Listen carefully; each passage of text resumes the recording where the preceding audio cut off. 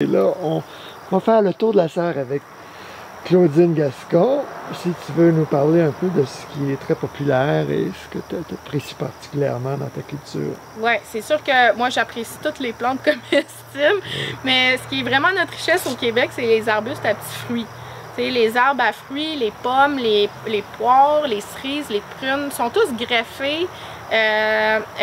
Donc, dans le fond, ils sont plus affaiblis dans l'aménagement puis demandent plus de soins. Même quand on est dans un aménagement qui est diversifié, qui n'est pas, dans le fond, une monoculture, ils vont avoir besoin de plus de soins. Puis aussi, ils vont tous produire en même temps là, à ce temps-ci de l'année, à partir de fin août. Alors que les arbustes à petits fruits, eux, vont développer très peu de problématiques. Puis en plus, ben, ils vont produire, on va être capable d'avoir un petit fruit dans son assiette constamment. T'sais, ça commence avec les fraises, les camerises, ensuite les gadelles, les groseilles, les cassis, les amélanches, les bleuets, les mûres, ensuite les argousiers, les kiwis, les raisins, les viornes, les sureaux. Et ça, c'est tout échelonné là, du printemps, ben, fin de l'été, voyons, début de l'été, en même temps que la fraise du Québec, jusqu'à tard à l'automne. Tu me dis ça, puis j'imagine tes clients, ils sont tellement heureux d'avoir ça dans leur assiette, puis découvrir des nouveaux fruits qu'on mange pas souvent aussi. Oui, c'est ça. Mais il y a tout il y a toute une façon aussi de s'en occuper. C'est pas magique, tout ça. Pour que ça soit productif. C'est ça, parce qu'on peut facilement arriver à une non-productivité. Il y a des étapes de taille à faire. Il y a, Est-ce que tu donnes des cours, des formations? Oui, on donne des formations sur place, mais pas encore de formation spécialisée. Là, mais il y a tout un plan de match dans ce sens-là. Mais pour l'instant, c'est les cours de base, les cours théoriques et pratiques sur comment faire ses semis. Puis au même moment, ben, on apprend à faire des pousses, des germinations, des micro-salades pendant l'hiver parce que ça prend le même investissement de matériel pour pouvoir faire pousser sa verdurette pendant l'hiver. Puis ça se rentabilise super vite comme ça. On donne le cours de planifier son potager productif, puis planifier son aménagement paysager comestible aussi. Pour l'instant, c'est des cours plus généraux, mais le but, c'est de devenir de plus en plus spécialisé dans le mode de vie, montrer aux gens comment tailler. C'est vraiment une reconnexion à la nature qu'on essaye de faire, de reconnecter l'être humain à la nature, puis au pouvoir de faire pousser sa nourriture par lui-même. Oui, parce que ça change notre façon d'être. Vraiment, jardinier, ça fait tellement du bien. On s'est prouvé. C'est une méditation en C'est ça, c'est bon pour l'âme, c'est bon pour la santé. On a inventé les sports, mais quand tu sors dans ton aménagement paysager, tu en fais un mode de vie, tu y vas une fois par jour, puis tu fais des petites tâches. C'est pas un sport de combat. C'est physique, c'est un mode de vie, tu n'as plus besoin. Quand c'est bien planifié à la base, c'est pas dur. Ça peut devenir irritant et frustrant jardiner aussi. Là, ça peut être lourd là, sur notre fardeau, notre charge mentale qui est déjà assez grosse. Là. Oui, quand les bébites et le gel se mettent de la partie, c'est pour ça qu'il faut être bien coaché. Oui, c'est ça. Puis le fameux pouce vert dont tu parlais tout à l'heure, il faut le faire pousser par des apprentissages. C'est pas parce que nos grands-parents jardinaient qu'on va être bon. Ouais. Mais moi, je peux dire que je suis pas mal nul, puis ça pousse très bien à la base. J'ai eu beaucoup de courgettes, de tomates, des laitues, des concombres, puis c'est ça, j'ai pas un énorme potager, mais on peut faire pousser à la base, mais c'est ça. Et puis il y a des espèces plus compliquées.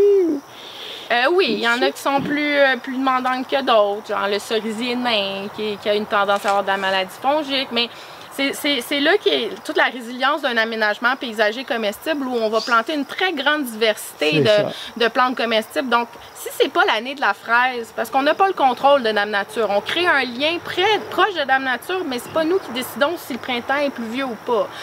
C'est le producteur de monoculture de fraises qui va avoir de la difficulté cette année-là. Mais nous, c'est pas l'année de la fraise, puis encore là, c'est probablement l'année de la fraise parce qu'on n'a pas une monoculture de fraises. Ben moi, ça fait 2 ans que je regarde les feuilles de fraises, mais j'ai pas eu de fraises encore. Ah bon, on s'en reparlera ça aussi.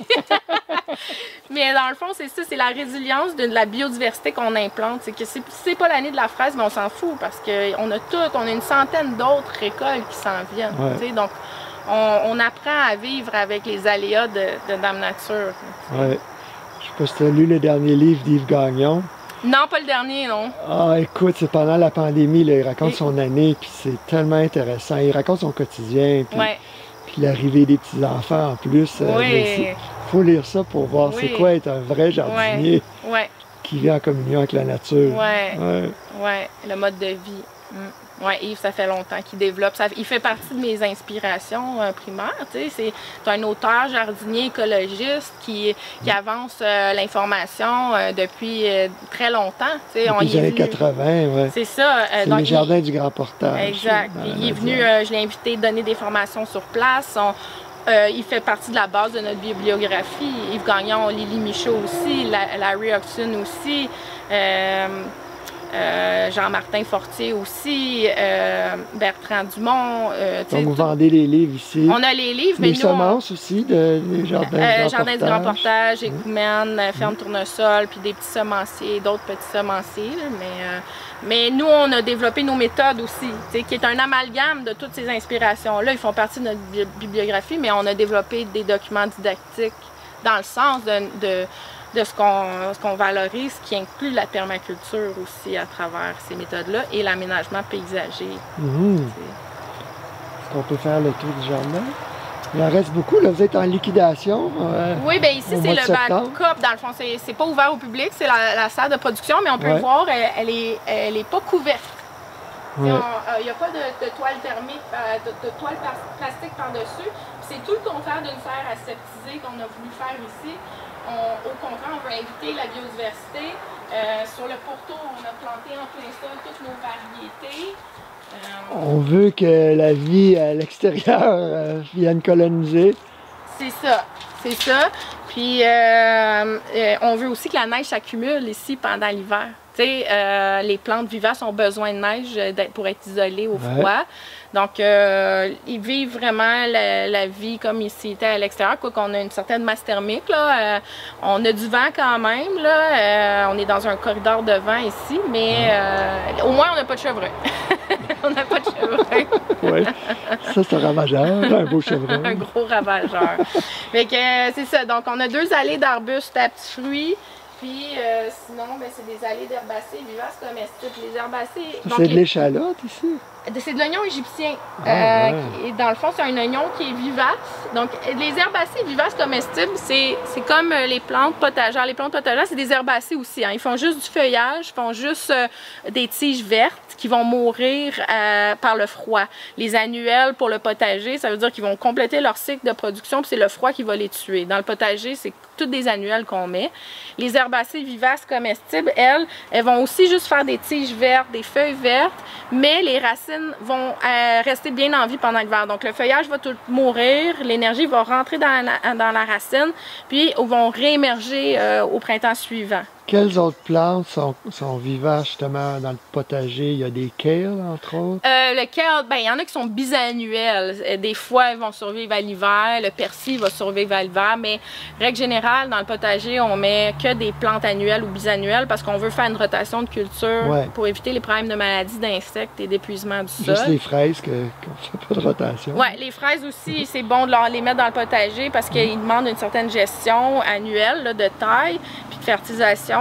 Mais on les laisse à un endroit, puis on les gère à cet endroit-là tout le temps. Pour qu'ils envahissent tout le potager. C'est ça. Nous, on dissocie vraiment les deux. Les plates-bandes de vivaces comestibles, les arbres à fruits, arbres à noix, arbustes à petits fruits, arbustes à noix, à intégrer à travers ça des herbacées vivaces comestibles comme la sauge, comme la rhubarbe, comme l'asperge par exemple. Il y en a vraiment, vraiment plein. Puis ils sont super importantes. Des fois, on voit des aménagements construits que d'arbres et arbustes avec un couvre-sol de trèfle.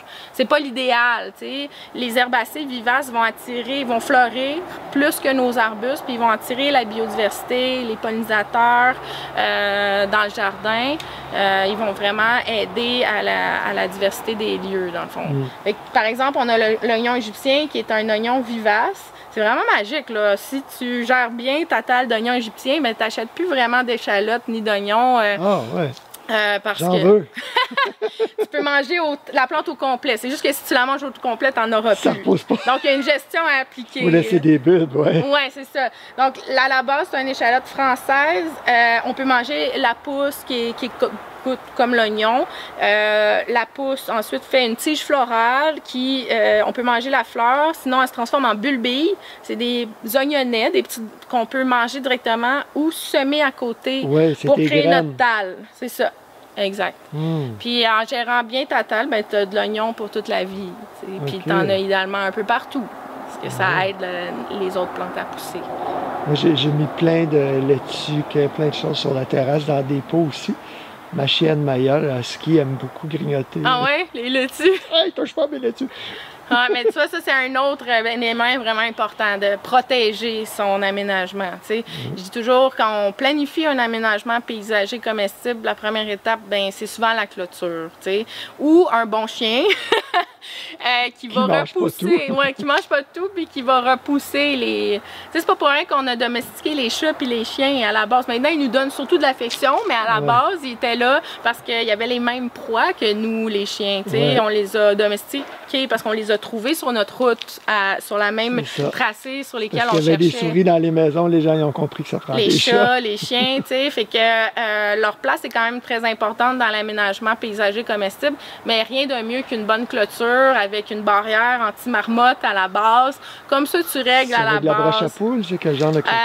C'est une barrière en plastique épais qui va durer très très longtemps. C'est un 1/8 de pouce, puis on vient carrément la visser à la base de la clôture pour pas que la marmotte rentre. C'est sûr que si tu as un aménagement... Il faut l'enfouir un pied sur un pied? 2 pieds. 2 pieds, hein?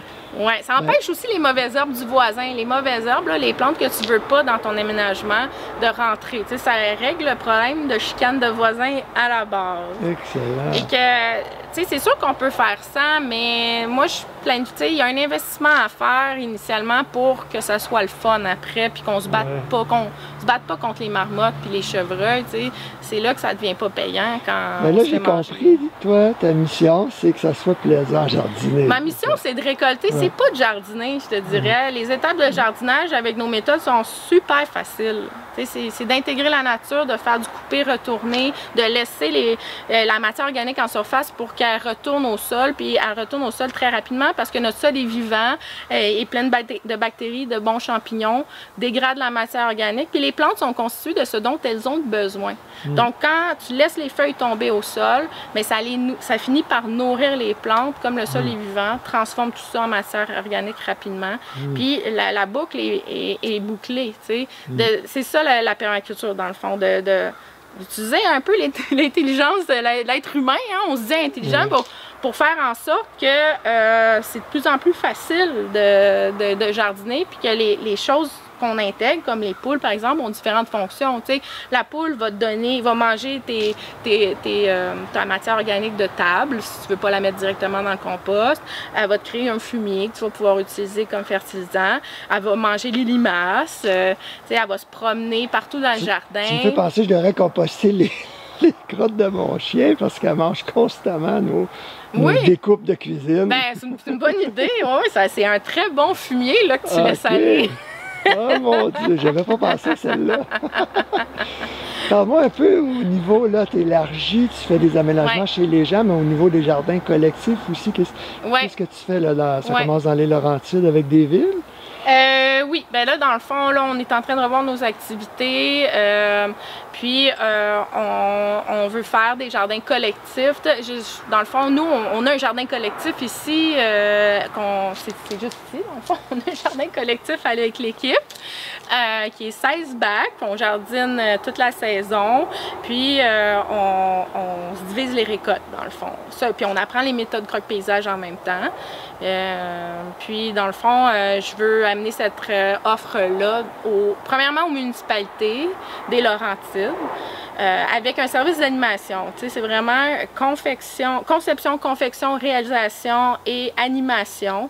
Puis, on a fait des calculs de rentabilité. C'est rentabilisé en 3 à 5 ans. Puis ensuite, c'est juste du bonbon dans le fond à chaque année. J'allais dire, pour convaincre les parents, il faut parler aux enfants. Ben moi, c'est sûr que mon but ultime, c'est de faire des projets dans les écoles. C'est vraiment ça que je voudrais parce que c'est la façon de changer une société à la base. Puis les enfants... C'est ça qui fait qu'on s'est mis à culpabiliser, à recycler parce que les enfants culpabilisaient les parents. C'est ça. Puis j'ai quand même beaucoup d'espoir aux jeunes générations qui s'en viennent puis qui semblent avoir une conscience écologique. Puis, mais bon, pour ça, il faut s'adapter à la pédagogie au niveau d'une école. Mais moi, j'aimerais vraiment investir une école au complet, faire un projet de conception globale sur le toit, dans la cour, des vivaces en plein sol, des bacs potagers, puis en faire un projet pour toutes les années scolaires, les premières années calculent, je sais pas, la quantité de terre, l'autre planifie l'organisation végétale, et tout le monde participe aussi à la réalisation au semis. C'est vraiment rendre les gens autonomes à tous les niveaux, produire même les semences à un certain point. Mais faut pas trop s'en mettre sur les épaules, mais la première étape, c'est de bien planifier son aménagement. La deuxième, c'est éventuellement produire ses semis soi-même, puis éventuellement produire ses semences soi-même, son paillis de feuillus soi-même, son compost soi-même, son fumier soi-même, son fumier de poule soi-même. Puis là, ben, t'as plus besoin de rien. Ben là, je commence à récolter mes semences, là, ma blonde a dit, c'est bien long, qu'est-ce que tu fais là? Tu vas pas en mettre 2 par cellule, puis... c'est le fun quand ça pousse. Oui, c'est magique, hein? C'est magique. Claudie, je te remercie, je commence à cuire au soleil, puis je pense que t'es fatiguée. Ça marche. Mais c'était vraiment merveilleux, le soleil, le grand ciel bleu est sorti. Alors, on invite les gens à visiter votre site web, Crotte Paysage. Oui, parce que ça va changer beaucoup, surtout à s'inscrire à l'infolette sur la page d'accueil, parce que là, on ferme la boutique officiellement. Peut-être qu'on va réouvrir un jour, mais on vit le manque de main-d'œuvre comme tout le monde. Puis c'est rendu pas viable, dans le fond, l'organisation. Un centre jardin, ça se passe en 2 mois et demi à chaque année. Puis il faut embaucher 15 à 20 personnes pour 2 mois et demi. Ce qui est plus du domaine du possible. Fait que, dans le fond, on va fermer notre boutique, puis on va fonctionner autrement. On va faire beaucoup de rédaction de contenu sur le site Internet pour, dans le fond, orienter la clientèle. Ça va être des commandes en ligne avec ramassage. Pour le moment, c'est ce qu'on planifie. Puis, j'ai une architecte paysagiste dans l'équipe maintenant. On va se concentrer à la conception d'aménagement paysager comestible complet. C'est pas juste le poulailler, les plates-bandes, le potager, mais c'est aussi la cuisine de transformation primaire, la chambre froide, les étangs. C'est ça, vous allez ratisser plus large. La récupération d'eau de pluie, connectée au système d'irrigation, pour vraiment créer des petits espaces complètement autosuffisants, puis avec une biodiversité maximale. Quand tu dis fermer boutique, là, il y a beaucoup de gens qui vont faire le saut. Non, elle ne peut pas fermer, mais c'est pour aller rejoindre plus de gens, dans le fond. Oui, c'est pour continuer la mission. Alors, Claudine, en conclusion, là, tu viens de me raconter une histoire qui m'a ému, parce que après 6 ans, là, tu constates que le modèle de boutique, c'est pas viable. Tu as même tes parents bénévoles qui t'aident. Qu'est-ce que tu planifies pour les prochaines années? Oui, c'est ça. Dans le fond, ça fait 12 ans que Crotte Paysage existe. Ça faisait 5 ans quand on a acheté le centre jardin ici, puis on est devenu un centre jardin. Dans le fond, on était producteur. J'avais un kiosque au marché d'été de Val-David avant d'avoir une boutique. Puis je me suis dit, mais pourquoi pas être un centre jardin? En tant qu'artiste entrepreneur qui fonce et qui évalue pas à 100% ses actes. Moi, je suis mon instinct puis ma logique. Puis, dans le fond, on est devenu un centre jardin. Donc, en plus d'offrir nos services de conception, de réalisation, nos plantes, on a pu offrir des formations sur place. Puis, aussi offrir tout ce qu'il faut comme matériaux pour réaliser et entretenir un aménagement comestible chez soi. Sauf qu'à travers les 5 dernières années, j'ai quand même vécu de la difficulté à déléguer. Je me suis épuisée à travers ça parce qu'on a maintenu les services au départ. J'ai pendant 5 ans pas trouvé personne pour déléguer au niveau de l'aménagement, la conception d'aménagement paysager comestible, ni au niveau de la réalisation de projets. C'est moi qui faisais les plans jusqu'à 3 heures du matin, puis ensuite j'étais avec l'équipe en réalisation de projet la plus vite sur la brouette pour montrer le bid pour que ça soit rentable. Puis un centre jardin en parallèle à gérer. Donc, par manque de main-d'œuvre, il a fallu que je ferme les services il y a 4 ans. Puis aujourd'hui, on est affecté maintenant par le manque de main-d'œuvre en centre jardin aussi. Quels services ont cessé il y a 4 ans? Dans le fond, la conception et la réalisation d'aménagements paysagers comestibles. OK, puis c'est ça que tu veux relancer? Bien, pas la réalisation, c'est vraiment la conception. J'ai Jannick dans l'équipe, entre autres, qui est architecte paysagiste, donc qui me complète vraiment bien au niveau du travail en conception. Puis pour ça, c'est facile, on n'a pas besoin d'autres mondes que nous deux pour faire de la conception de projet. Au niveau de la boutique, c'est juste pas viable. Puis quand on regarde les tendances des premières années, ça va être de pire en pire. Nous, il faut que j'embauche 15 personnes pour 2 mois et demi à chaque année. C'est super, super intense. Je dois gérer 15 personnes plus la production de plantes qui est certifiée bio. Puis je sors de ce moment-là complètement léthargique.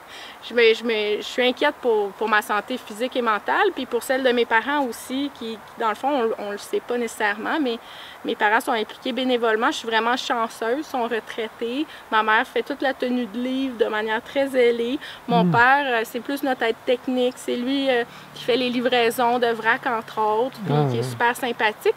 Mais les deux ont 70 ans. Ils m'ont toujours appuyé dans mes démarches. Mais il faut comprendre que Croque Paysage est basé sur ces 3 humains-là, sur moi en premier. Puis j'ai 38 ans, je veux des enfants, je veux donner un autre projet à mes parents, s'occuper de leurs petits-enfants. Puis ce qui est le fun aussi, c'est que mes parents, dans le fond, ils ont leurs pieds à terre dans ma maison. Et ma sœur a acheté en pleine pandémie,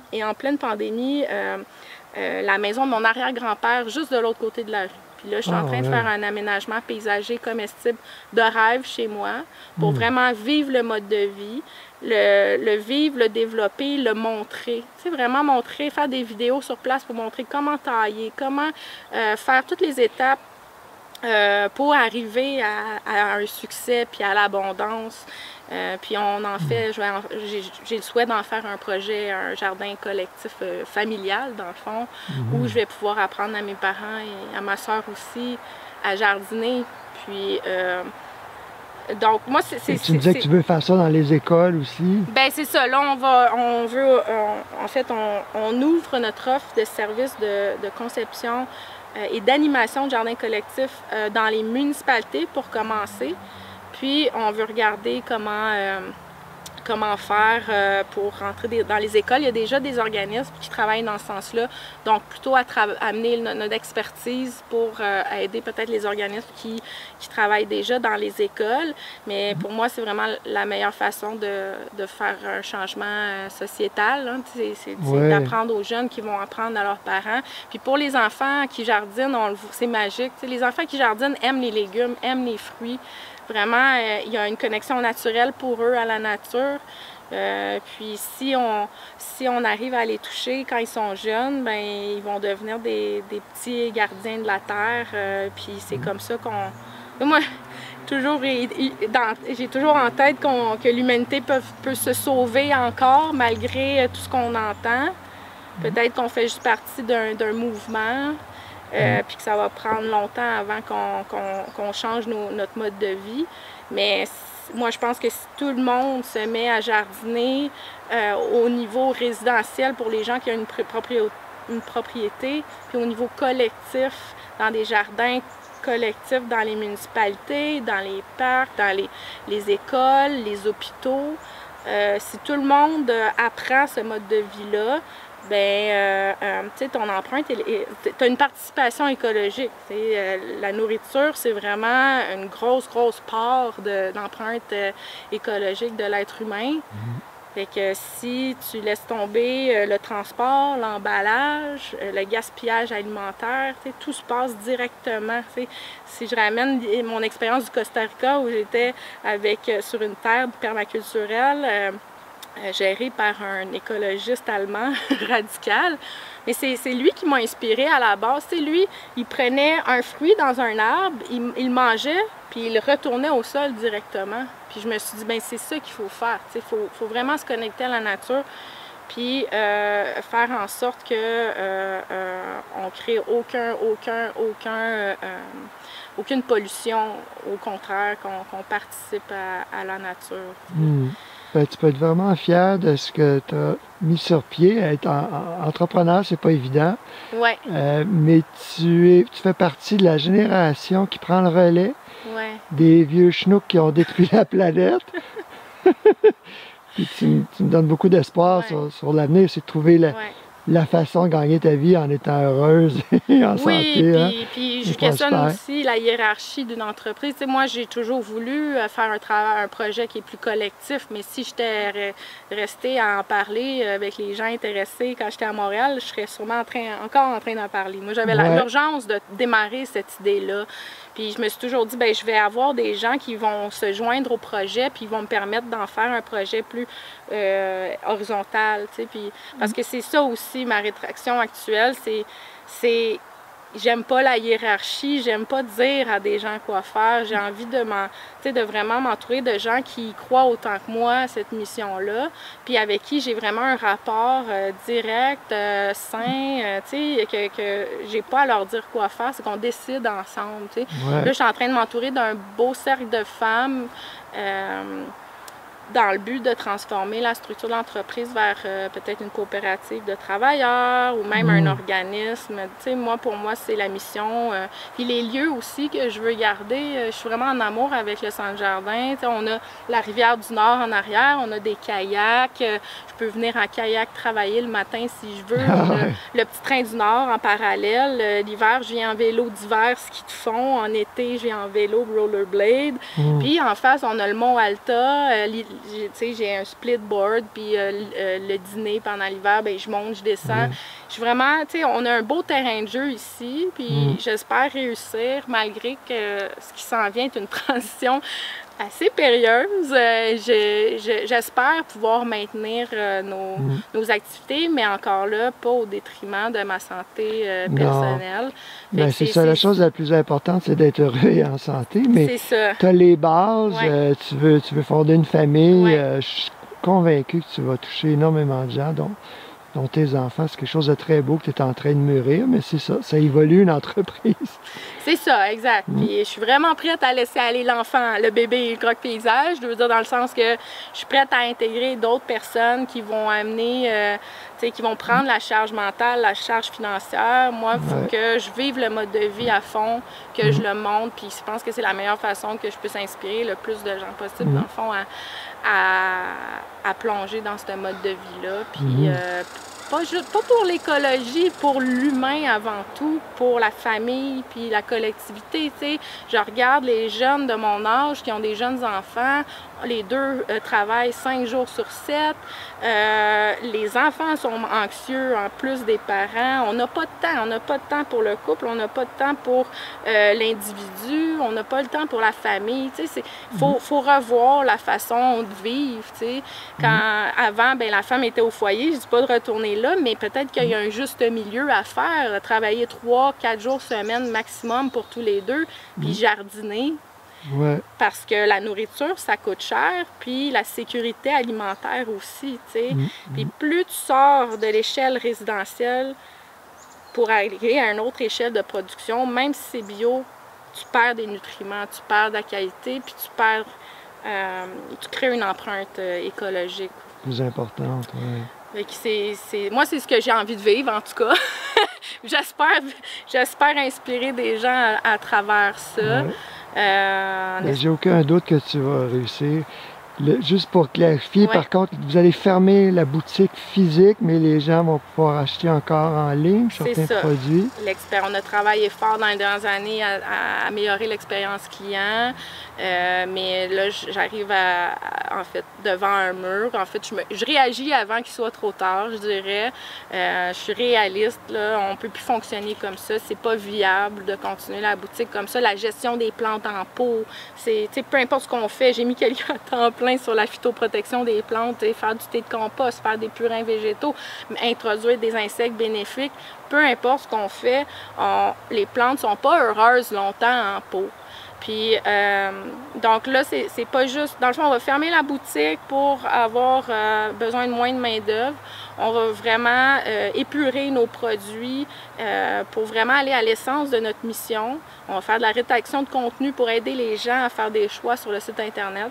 Ça va être moins le fun pour l'expérience client, mais nous, on n'aura pas à répéter constamment les choses, puis peut-être pas de la meilleure façon, tu sais. Donc, le développement de contenu, donner de l'information gratuite aux gens pour qu'ils fassent une sélection de produits en ligne. Ça va être commande, ramassage. Comme ça, il y aura moins de gaspillage. Tu sais, nous, chaque année, j'ajuste mon plan de production en fonction de l'année d'avant, mais ça dépend de Dame Nature. Ouais. Fait que j'ai beau m'ajuster. Si le printemps est tardif, alors que ça fait 2 années que le printemps est hâtif, comme ça a été le cas cette année, mais au final, j'ai trop de plantes dans la serre à un certain point. Puis là, il faut qu'on passe en mode système D. Je veux plus fonctionner comme ça, dans le fond, parce qu'au final, je composte des plantes. J'ai beau vouloir en donner, les gens, à un certain point, en veulent plus. Puis quand il y a des 50% de rabais chez Croque Paysage, c'est pas gagnant pour nous. Là. Non! Mais c'est plate pour toi, mais là, il faut dire aux gens d'en profiter, d'aller sur votre site pour les commander. C'est ça. Donc, on a une grande liquidation en espérant avoir un bon fonds de roulement pour notre transition. On va maintenir la formation sur place, ça, c'est garanti. Puis, on va se concentrer sur la conception d'aménagement paysager comestible, sur la conception de jardins collectifs, en avançant le dossier des écoles. Puis, c'est ça, ça va juste, faut s'adapter. On n'a pas le choix, mais on va continuer notre mission. Donc, pour les gens qui y croient, on va être là. Formidable. Bien, merci encore de ce beau partage. Bien, merci à toi. Merci, André. Je souhaite une belle fin de saison, puis de renaître sous une forme encore plus permaculturelle pour toi et tes proches. On va fleurir là, dans les prochaines années. Merci, Claudine Gascon. Alors, croquepaysage.com.